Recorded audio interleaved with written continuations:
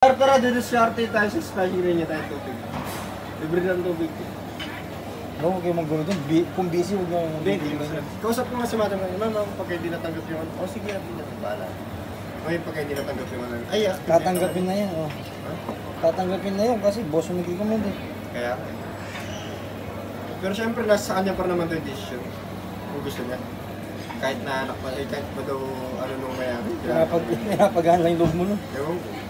Depende. Hello. Pwede na siguro ito doon. Good evening. Pwede na yan? Pasok na.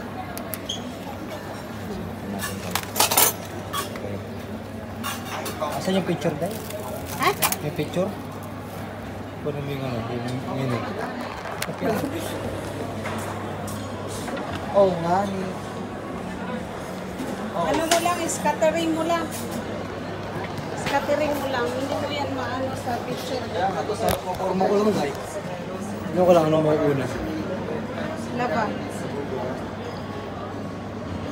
Ah, ito muna. Alam mo, Teka, ba't lang doon?